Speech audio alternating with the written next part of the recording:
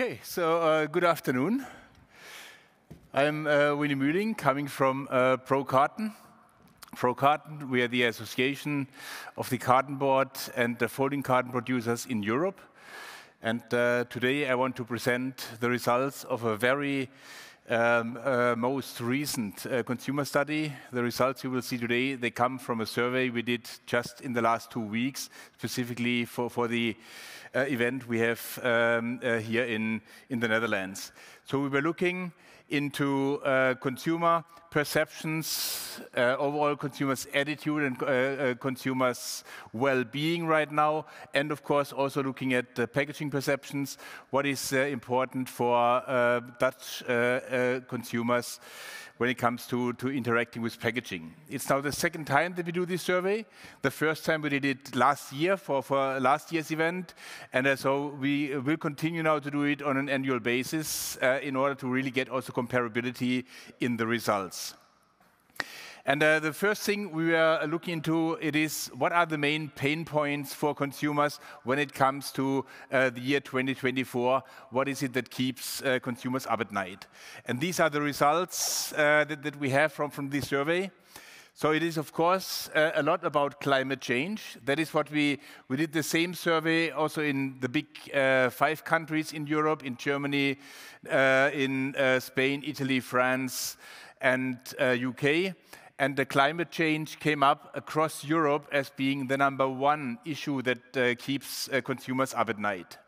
The second one, it is of course very closely related to everybody suffering right now from inflation. And I think it is the first time that we see the generation of today's 20 and 30-year-old, they never experience inflation. It is the first time now that we see inflation. And that, of course, also comes up here. In the Netherlands, also a driving topic, immigration. Yes, so immigration is something that keeps people busy. And then, of course, the war in Ukraine mainly being the main topic here. Then we looked a bit at the dynamics. Yeah, we looked at the dynamics, what came up in the last 12 months since we did the survey the last time. And of course, as you can see, it is a cost of living inflation. That is what is very clearly driving thinking of consumers. It is very similar what we observe also in other European countries. The warfare, of course, the war in Ukraine, the war in Middle East, that is also something that's a new phenomenon that simply comes up, and that is also one thing that keeps people busy. Topics like pandemics that was still high on the scale last year. We saw it last year already coming down. This year it's basically more or less disappearing. It is really things like economy and cost of living that is driving the scene. Then we asked the question about sustainability. Is sustainability important for consumers? Is it something that they have in mind in their daily behaviors? And we see 64% of Dutch consumers would say that this is something that is important for us, and it has become more important for us in recent months. The 64%, I also put down here the results of the European survey that show basically in Holland and in the Dutch-speaking part of Belgium, we are more or less in line with the rest of Europe, where sustainability, it is very high on the important scale. And we should not underestimate this, the sustainability element already at point of sale. Yeah, so consumers standing in front of the shelves, looking at product in front of the shelf, he already has the end of life in mind. He does not want to be troubled when it comes for a decision making. What do I do with the packaging after use? That is one important factor. Sustainability becomes an increasingly important factor when it comes to the purchasing decisions. And then, of course, climate change. We also asked the question, what is it that we can do? What are the most important steps for us to do as a society in order to overcome the challenge of climate change? And these are the replies that we received from the survey here in Holland. So I think it is 3 groups of importance levels that we could make out. One element, recycle more. So recycling is very clearly seen as one key activity to mitigate the negative impacts of climate change. and use more natural resources. So products made from natural resources also very high on the importance scale. Then we have a medium block of 3 elements: use less man-made products, which of course is going towards plastics; plant more trees. So consumers very well make the link of healthy forest growth to positive impact for global climate. This is very much there. This link consumers make. That's also what we observe in the other European countries. Very high. It is even in some countries we have planting more trees, even a #1 position when it comes to mitigating climate change. And here in Holland, it's a little bit in the medium part. Yes, and we also look at everyday points. So, for example, leave or change your car. Change your car from fossil-based materials and move it to electric cars. This is not seen as the main thing for consumers, as much as traveling less. Yeah, so could we contribute something by changing our attitude to using less air travel and stuff? This is not seen the most part. The most part is up here: recycling and use more natural materials. Then we always put one question in with what we say the top of mind question, which is if you have the choice to get a product packed in a plastics packaging or you get it in a cardboard packaging, what is your preference? Top of mind. This one we had this year 78%. In the same survey we did last year, we had 71%. So we see that the preference scale in Holland moved up quite significantly from 71 to 78%. To give you the European figure, in Europe the overall figure moved from 86% to 87%. So there is a marginal increase that we still see in Europe, but of course coming at very high levels, yeah, from 86% preference to 87%. Looking at the Dutch survey, by age group, we could see that especially the older part of the population, they are much more worried when it comes to using plastic materials. The younger part of the population, it's a bit more open to plastics, but the older part, very clearly, you see the strong dominance, 85 and 93% for the age groups 45 and 60 years and older. Then the question we raised, are we doing enough? Are retailers, are brand owners doing enough when it comes to fight climate change? Here we had a 67%, which is in European comparisons quite high. So we had other European countries that were below 50 here, where there was a big skepticism that the brand owners and retailers would be doing enough. Here we have in Holland 67%. Still, of course, 1/3 of population would say there is more that we can do, there is more that we need to do. Yeah, so that is still quite an amount there. Then looking at what are people doing in order to adjust their purchasing attitude. What is it that they are doing more now than they did before? And #1, again, recycling. It is very, very strongly anchored in the mindset of Dutch consumers. The #2 point, that is what you typically find very high in Germany, looking at replacing. Yeah, so your funds at the end of the month will just be running out, and how do you react? And also in Holland, we see 54% of consumers will switch to lower price brands. That's of course mainly then looking into the private labels segment. So also here in Holland, we see an openness to then go from branded products to private label products. I think that is especially in the times, let's say, end of last year, last quarter, when we still saw a big boost of inflation coming in, mainly driven by the big brands. You saw activities by German retailers who would really aggressively go against it, yeah, with one-page advertising in your Sunday newspapers that you could read: do not buy the branded product by the private label. Yeah, this is what you see also, where of course retailers try to get their advantage of this situation as it is. Water usage, also water is increasingly seen as a scarce resource. So we do not have unlimited water resources available. That also comes in very strongly looking at the water consumption. Then another key question that clearly also shows the importance of packaging.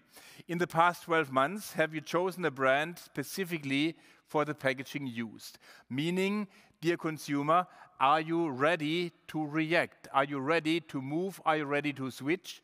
40% of consumers in the Netherlands told us, yes, we are ready to switch. Yeah, so if there are things we do not like about the packaging, then we will be considering alternative products. And this 40%, that is a very, very high figure. Also last year we had a similar figure. It was slightly higher. It was 42, 43%, but about in the same range, meaning that nearly 1 out of 2 consumers would have switched from their known brand to an alternative product just for something they didn't like about the packaging. Then, of course, we were curious to understand, what is it that you didn't like about the packaging? When will you be moving? When are you reacting? And these were the results we received. Yeah, so consumers in Holland react specifically on overpacking. Yeah, so there is a very sensitive area of overpacking, and once you cross the line, then consumers will react. Then they will move forward. I can give you an example. In Germany, we have an award in Germany that nobody wants to win. It is basically die Mogelverpackung. That is basically the fake packaging award, where consumers publicly vote what is the fake packaging of the year. And last year, it was a Unilever product. Of course, that Unilever was not proud to receive this award. They received it for the Rama package. Rama, that is the margarine. And they basically downsized from 500 grams to 400 grams, leaving the same container, just underfilling. And this made it to become Mogelpackung des Jahres. Also for this year, if you Google Mogelpackung des Jahres, you will see the Consumer Protection Center in Hamburg. They are running this award, and it's publicly open. And sometimes in Q3 you will get and you will hear the results. Yeah, the second reason was packaging is not recyclable. Yeah, and that is also something you will see in one of the later figures. We should not underestimate. We are dealing with a very informed consumer base. Consumers very clearly know what can be recycled, what cannot be recycled. I will show you the figure later. Then looking at the packaging features. Yeah, so what is the important elements that consumers are looking in when they are looking for packaging? Yeah. So, and in the research this year, we had again ease of recycling. I mentioned this before. At point of sale already, consumers will make their decision about the end of life. They do not want to feel burdened with a decision that it has a negative impact on their personal balance sheet. So ease of recycling, it is a very, very important driver when it comes for packaging decisions. And of course, a more practical element, packaging should be resealable. So if I cannot use up all the contents at once, that is another important packaging feature consumers are looking into, protecting the product. And further down the rank, we have the made from renewable materials. This one in Holland, also in the last year's surveys, was lower, the made of renewable materials. In the rest of European countries, this will be number 2 or number 3 in the ranking. Yeah, but I think it's important to understand that people in their conceptual map, when they make their purchasing decision, ease of recycling, it is one of the key elements that consumers are looking for when it comes to packaging. And now we asked the figures, ease of recycling. So, dear consumer, how comfortable are you making a decision? What can be recycled and what cannot be recycled? Yeah, and this figure, this year, we came out 79% of consumer base here in Holland. They are confident or they are very confident to decide which packaging material can be recycled, what cannot be recycled. This 79%, it is slightly lower than what we have in Europe. European average this year, we were at 82, coming from 77% up to 82%. But this clearly shows that we are dealing with a very well-informed consumer base. Let's not underestimate this. Consumers very well can distinguish what can be recycled and what cannot be recycled. And then, of course, the next question, diving a little bit deeper, which are the packaging substrates that you think can be recycled? And this year, we changed the question a little bit. Last year, we would still ask, what is recyclable? This year, we asked, what is recycled? Yeah, and that is, I think, getting a little bit more committed base here. And here are the results of the survey. Glass, it's traditionally very, very high. All over Europe, we see that glass takes a very high stand. Number 2 and number 3 is the folding cartons is number 2 with 68%. The corrugated cardboard is the number 3 with 63%. So we can say that carton board, fiber-based packaging materials are at the same rating here in Holland as it is with glass, and that is one of the best benchmarks you can get. And looking now again at the rest of Europe, so the rest of Europe, this year we had the very first time that fiber-based packaging material came out better, higher than glass. This is a very unique thing. That is something that we have not seen before. Before, glass also in the rest of Europe was a number 1, followed by fiber-based packaging material. This year we can clearly see in Europe that fiber-based packaging exceeded the trust level, the confidence level compared to glass packaging. Then 2 more interesting figures on here, where I want to address your attention to. It is coffee cups. Yeah, coffee cups, I think it's also here in Holland very widely discussed. You have on-the-go consumption. You get your cup of coffee each and every 10 meters when you walk in a pedestrian zone. Somebody will offer you a takeaway coffee. Yeah, and I think this becomes more and more important when it comes to the collection and the recyclability. So paper coffee cups have very much better perception than the plastic coffee cups. That is also similar figures we get in the rest of Europe. That is clearly seen. So what we have to do on our side when it comes to the paper packaging, we need to basically establish now a collection infrastructure. We need to make sure that the coffee cups that you will buy in the pedestrian zone, that they will not end up in the general garbage can. Because if they end up in the general garbage can, usually the fiber material will be lost. We cannot get it back. We have European-wide, the European recycling rate it is an 82%. We have the ambition to get the recycling rate from 82% up to 90% by 2030.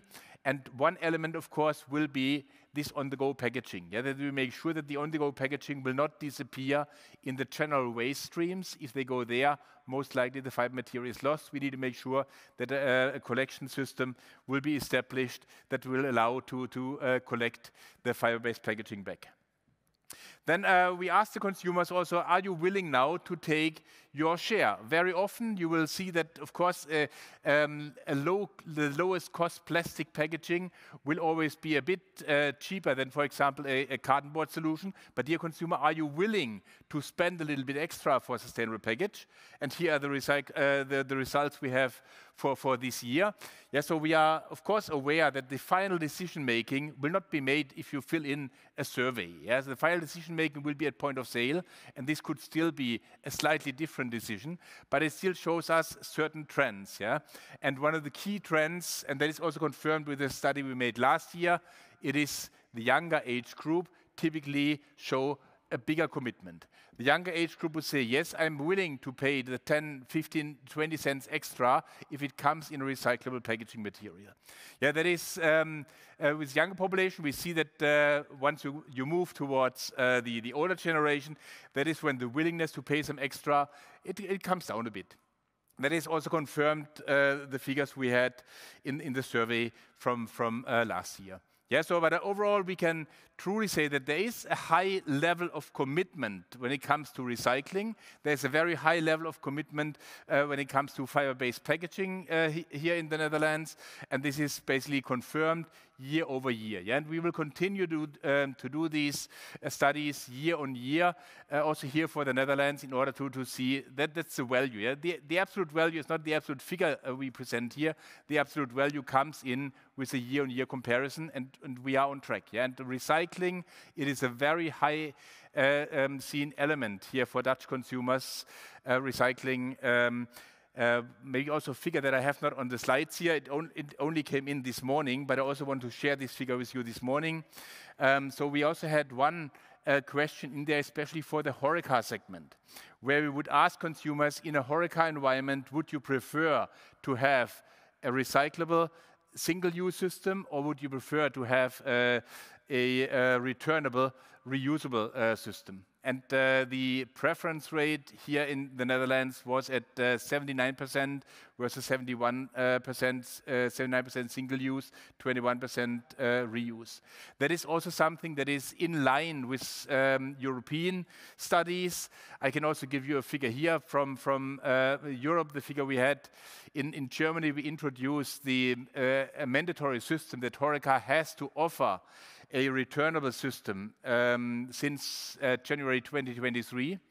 And after 1 year, WWF made a survey to see what came out of these efforts, and very little came out. And of course, very little came out simply because consumers have a clear preference map in their mind, and the preference map they have in their mind, it is the convenience and recyclability of single use versus reuse. Yeah, so from our perspective, looking from total European perspective, we have the clear belief that both systems will have its place.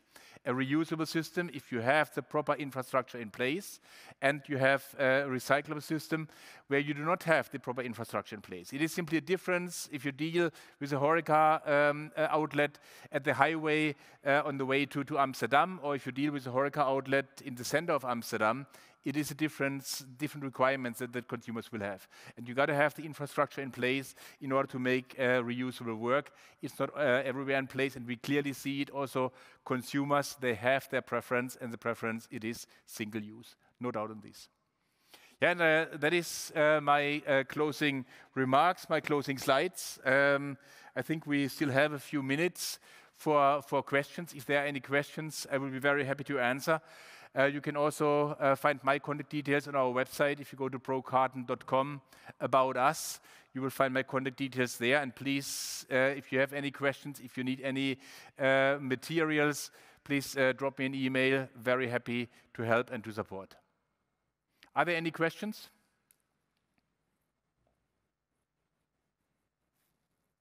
Okay, then I say thank you very much for listening, and please get back to me if there are any questions coming up anytime. Thank you so much. Thank you.